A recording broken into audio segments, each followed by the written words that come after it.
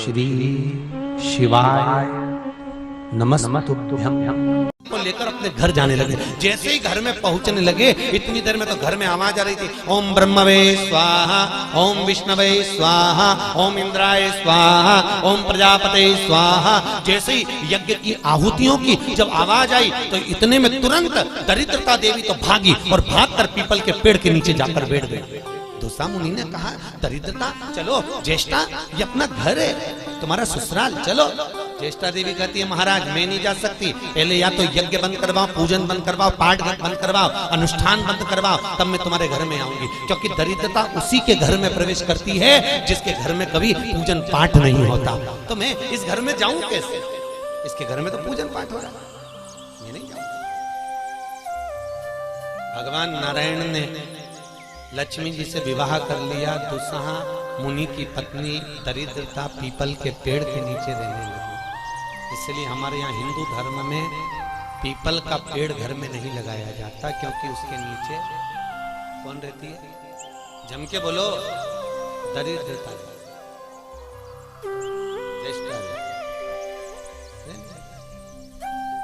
अब दरिद्रता का निवास हो गया पीपल के पेड़ के नीचे। भगवान नारायण लक्ष्मी जी को लेकर घूमने के लिए चले। चलो थोड़ी देर। लक्ष्मी जी बोली, मेरी बहन से नहीं मिले, चलो जरा मिलने। भगवान ने कहा चलो मिल के आते हैं। और जो भगवान मिलने के लिए गए तो लक्ष्मी जी उनके लिए मिठाई का डिब्बा ले गए। अपन किसी के यहाँ जाते हैं तो मिठाई लेकर जाते हैं, मिठाई दे दी। और मिठाई ले जाकर जो दिया, दीदी ओ दीदी, दीदी बोली हाँ ले, मैं तेरे लिए क्या लाई हूँ ले। और जो मिठाई का डब्बा दिया, इतने में दरिद्रता ने खोल कर देखा तो उसमें मिठाई थी। दरिद्रता को क्रोध आ गया और दरिद्रता ने कहा, लक्ष्मी तुझे मालूम नहीं कि मुझे प्रिय क्या, मुझे क्या अच्छा लगता है? लक्ष्मी जी ने कहा, मैं जानती हूँ तेरे को खट्टा और तीखा प्रिय है, मैं जानती हूँ तुझे खट्टा अच्छा लगता है, तीखा अच्छा लगता है, तो फिर मिठाई क्यों लाई? तो लक्ष्मी जी बोली, मेरे को लगा कि हो सकता शादी के बाद तू चेंज हो गई हो, बदल गई, इसलिए मिठाई का डब्बा उठाकर फेंक दिया दरिद्रता। और दरिद्रता ने फेंका। भगवान नारायण देख रहे थे। लक्ष्मी जी ने कहा चले। भगवान विष्णु के चलो, चलिए। ये दरिद्रता को खट्टा और तीखा प्रिय है और लक्ष्मी को जम के तो बोलो मीठा। इसलिए हमारे हिंदू धर्म की रीति है, आज भी दुकान के बाहर, घर के बाहर नींबू मिर्ची टांगी जाती है। मिठाई रसगुल्ले नहीं, क्या टांगते हैं? नींबू मिर्ची। और मिठाई कहाँ रखी जाती है? घर के अंदर। तीखा और खट्टा बाहर और मिठाई अंदर। उसका केवल, कई लोग कहते हैं नींबू मिर्ची इसलिए टांगते हैं नजर नहीं लगे। नजर नहीं, लक्ष्मी और दरिद्रता ये दोनों बहन का नियम है। प्रतिदिन सुबह से लेकर शाम तक ये प्रतिदिन घूमने के लिए निकलती है। प्रतिदिन ये इनका काम ही है घूमना, दोनों बहनों, दरिद्रता और लक्ष्मी का। जब इनको भूख लगती है तो दोनों घर में प्रवेश करना चाहती हैं। और जैसे ही घर में प्रवेश करना चाहती हैं तो जिसके जैसी दोनों चलती हैं तो इतने में दरिद्रता देख लेती है कि मेरा भोजन तो बाहर ही टंगा है, तो दरिद्रता खाकर बाहर की बाहर चली जाती है और लक्ष्मी मिठाई के चक्कर में अंदर प्रवेश कर जाती है। लक्ष्मी अंदर प्रवेश।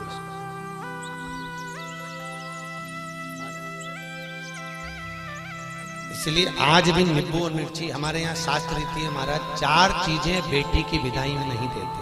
कितनी चीजें? 4। पहली झाड़ू, क्या? झाड़ू। दूसरे नंबर पर चलनी, आटा छानने की चलनी।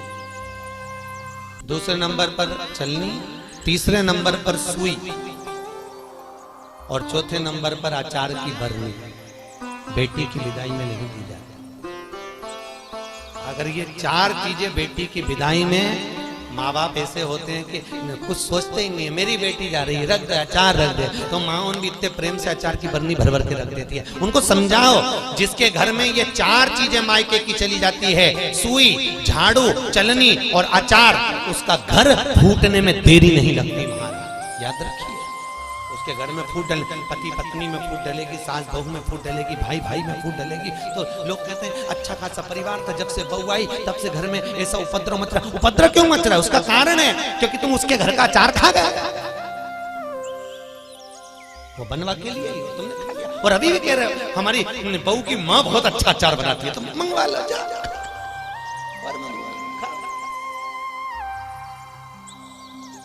महाराज पहले बेटी की विदाई में भेजते थे बड़ी पापड़, और पहली विदाई में बेटी के भेजते थे बेटी के साथ में मैदे की पूड़ी, एक डलिया में कपड़े में बांधकर। उसमें ना तो नमक डलता था ना उसमें शक्कर डलती थी। क्यों? क्योंकि वो बेटी के विदाई में मैदे की पूड़ी इसलिए दी जाती थी कि हमने ये पूड़ी एकदम फीकी भेजी है, अब चाहे तुम इसमें नमक डालो चाहे इसमें शक्कर डालो, हमने तो हमारी बेटी को तुम्हें दे दिया, एकदम सीधी मैदे की पूड़ी की तरह भेजी है। अब तुम इसमें चाहे कपट भरो चाहे प्रेम भरो, तुम्हारी मर्जी है, हमने तो दे दी। कन्यादान करे और हम फिर तो देना तो दे दे। इसलिए बेटी के साथ में मैदे की पूड़ी भेजी। मैदे की क्या बोलते हैं उसको? खाजा बोलते हैं।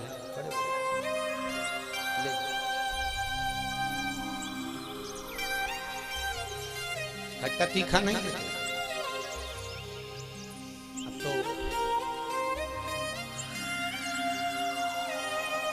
पहले तो ब्राह्मण की थाली में भी खट्टा नहीं परोसा जाता था, तीखा भी, मिर्ची भी इतनी नहीं डालते थे कि ब्राह्मण की थाली में तीखा। आज के जमाने में तो पंडित लोग ही कहते थे लाओ जरा अचार हो तो लिया।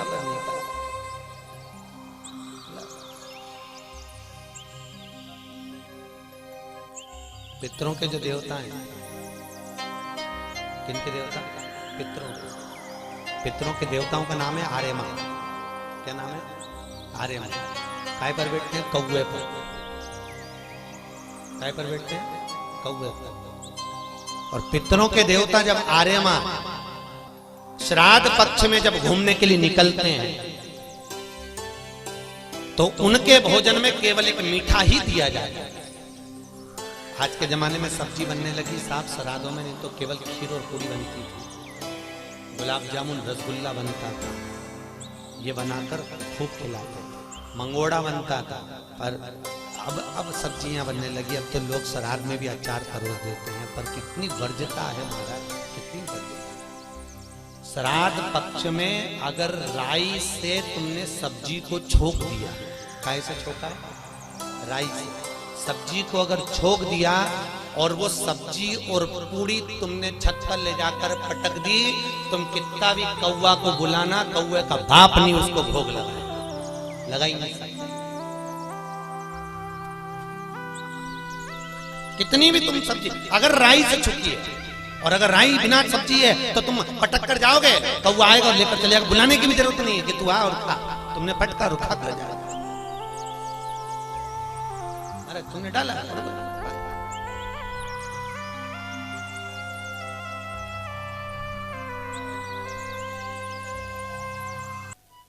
उसको। हमारे यहाँ शास्त्र दरिद्रता को खट्टा और तीखा प्रिय है। इतने में भगवान जाने लगे। लक्ष्मी जी ने कहा हमारी बहन से मिलने के लिए आए, कोई वर दीजिए। भगवान नारायण ने कहा लक्ष्मी आज शनिवार का दिन है, जिस दिन लक्ष्मी और नारायण दोनों इस पीपल के पेड़ के नीचे आए हैं। सुन दरिद्रता देवी, इस पीपल के वृक्ष के नीचे जो शनिवार को दिया लगाएगा वो लक्ष्मी और नारायण को अपने घर ले जाएगा। इसलिए शनिवार के दिन पीपल के वृक्ष के नीचे दिया का प्रमाण है महाराज। और सुन दरिद्रता देवी, तेरे पेड़ के नीचे जो खाली हाथ आएगा तू उसके घर में प्रवेश करेगी, और जो भरे हाथ से मतलब पानी का लोटा ले जाओ, कंकु ले जाओ, चावल ले जाओ, रोली ले जाओ, कुछ भी, जरा सी शक्कर ले जाओ, गुड़ ले जाओ, आटा ले जाओ, पर पीपल के पेड़ के नीचे कभी खाली हाथ मत जाओ। अगर तू खाली हाथ कोई आया तो तू उसके घर में प्रवेश करे। दरिद्रता देवी बोली ये तो तूने अपने अपने मन की बात कर ली लक्ष्मी, मेरा क्या पीपल के वृक्ष के नीचे। इतने में तुरंत भगवान बोले तू बोल तुझे क्या चाहिए। दरिद्रता देवी बोलती है 7 दिनों में एक दिन मेरा होना चाहिए पीपल के पेड़ के नीचे। भगवान ने कहा मांग ले, केवल एक रविवार का दिन इस पीपल के वृक्ष के नीचे मैं अपने पति को रिझाने के लिए नृत्य करूंगी, और अगर कोई रविवार के दिन पीपल के पेड़ के नीचे आएगा तो मैं उसके घर में हमेशा के लिए जाकर विराजमान हो जाऊंगी। भगवान ने कह दिया तथास्तु, तथास्तु। इसलिए केवल एक संडे का दिन ऐसा होता है जिस दिन पीपल के पेड़ के नीचे दिया नहीं लगाया जाता, बैठा नहीं जाता, प्रणाम नहीं किया जाता, परिक्रमा नहीं लगाई जाती। केवल जिनकी दीवालों पर कहीं पीपल लग जाता है ना, किसी किसी के घर में लग जाता है दीवालों के ऊपर, तुम कितना भी पीपल उखाड़ना वो वापस लग जाएगा, फिर उखाड़ो फिर लग जाएगा।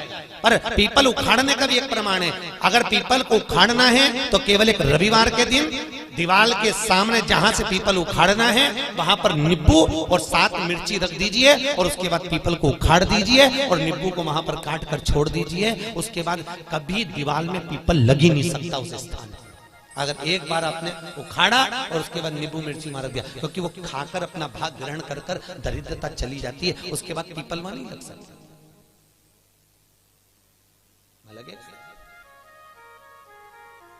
दरिद्रता का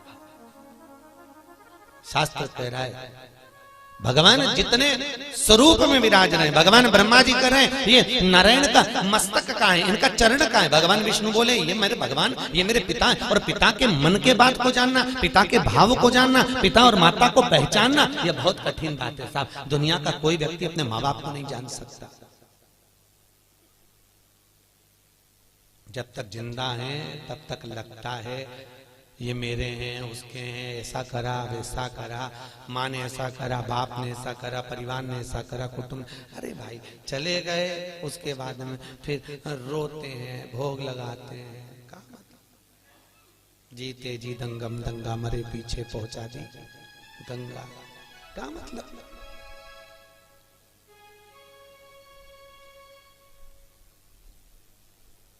बड़ा बड़ा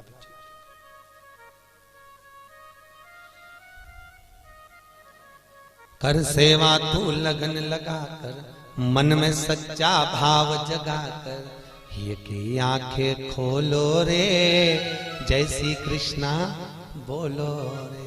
तुम मन लगाकर, चित्त लगाकर, अपने मन की वृत्ति को परमात्मा तक ले जाकर भाव से तुम परमात्मा को रिझाओ तो सही। कई लोग कहते हैं हमारी माँ कपट रखती है, हमारे पिता हमको अपशब्द कहते हैं, हमारी माँ हमारी सास हमको आना। बोलने दो, उनको बोलने का काम है, बोलो। और याद रखना जितनी जितनी तुम्हारी बुराई होगी तुम उतने उतने स्वस्थ होते चले जाओगे, उतने परसेंट। आपको पहले कथा कही थी, 4 धाम मंदिर में एक राजा बीमार पड़ गया, उसका काया गल गल कर नीचे टपकने लगी, काया का रोग हो गया।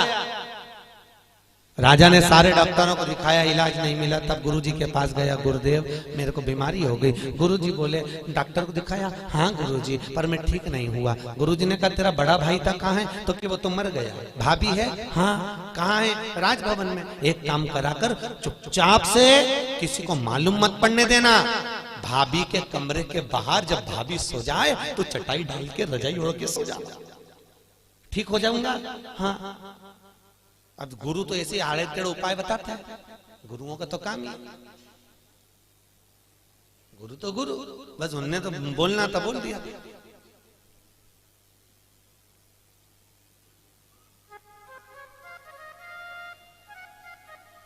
तो गुरु तो गुरु। महाराज भावसर जी, यहाँ सागर के पास में एक गांव है, वहां पर एक महाराज जी रहते हैं, और किसी को सांप डस लेता है ना, तो भले वो हॉस्पिटल में पड़ा हुआ, सांप डस ले और वो फोन पर उनसे बात करा दो महाराज से, वो महाराज वहां से कुछ नहीं कहते, केवल गाली बकते, लपक के उसके कान में, और 15 से 20 मिनट में सांप का जहर उतर जाता। अब गुरु तो गुरु की मर्जी, उनका मन। ये यहीं की बात में, तुम्हारे उज्जैन के पास में कौन सा गाँव है बाबा, आगर के आगे एक गांव है कोई सा, वहां बिच्छू का जहर उतारा जाता है। किसी को बिच्छू काटा हो तो उसको ले जाए और ले गए, या कुत्ता काटा हो तो ले जाओ और ले गए। जैसी तो वैसी तुमने बस जाके किया, महाराज इसको कुत्ता काट गया, वो उठ के आएगा, बोलेगा चलेगा कुछ नहीं, और ऐसा देगा धर के गाल पे और कहता जा अड़भंग। गुरु गुरु अड़भंग, ये गुरु का दर्शन कर रहे हैं आप। एक अड़भंग होंगे, हम भले ना मिले हैं पर उनका स्वरूप कह रहा है कि अड़भंग होंगे। जा कर ले, मैं बैठा जा, गुरु है अड़भंग है।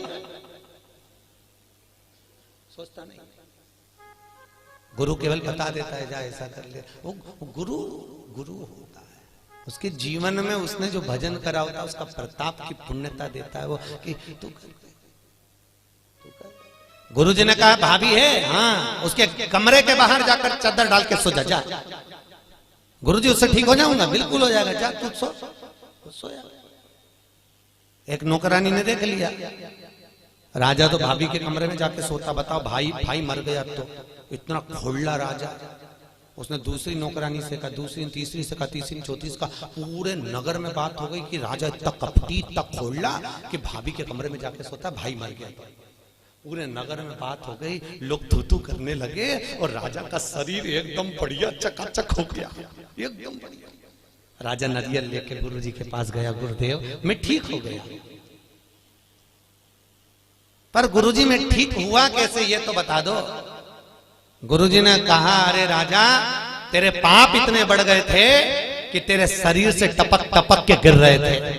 उन पाप को समाप्त करने के लिए मैंने चारों तरफ तेरी इतनी बुराई करवाई कि तेरा पाप कट गया, और पाप कट गया तो तू ठीक हो गया। तो याद रखना, तुम देखना एक बहू और एक सास, बहू की उम्र 25 साल की रहे, 30 साल की रहे तो कहीं उसका घुटना दुखे, कहीं कमर दुखे, कहीं पीठ दुखे, कहीं सिर दुखे, 24 घंटा बहू का कुछ ना कुछ दुखता ही रहे। और एक बूढ़ी सास 70 साल 60 साल की तो भी मंदिर दौड़ दौड़ के चली जाए, चकाचक घूमती फिरे, ना हाथ दुखे ना पांव दुखे। तो कई बहुओं को लगे हमारी सास तो देखो गजब की साहब, 70 साल ने अभी भी महाकाल की आरती करे, ने अभी भी मंगला करे, ने अभी भी दौड़ी जाए और अभी भी ऐसा कर ले, अभी भी वैसा कर ले। तो कारण क्या है उसका? केवल इतना सा कारण है कि बहू सास की इतनी बुराई करती तो सास चकाचक होती चली जाती एकदम बढ़िया। चक चक चक। तो निवेदन है आपसे, सास को जल्दी निपटाना है तो बुराई करना बंद कर दो, निपट जाए। तुम उसका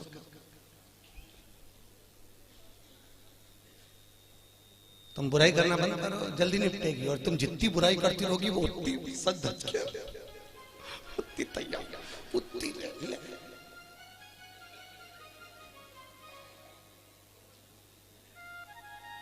अभी हमारे भाव साहब परिवार में देख लो, इनकी बड़ी भाभी और एक उनकी बहू, दोनों, अब दोनों सजी पर डोकरी है।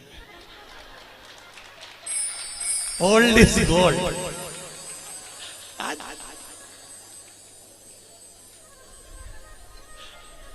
राधे ओल्ड भगवत हम समझ गए, हम सवेरे गए थे तो हमने जान लिया कि ये दवाई का असर। श्री शिवाय नमस्तुभ्यं।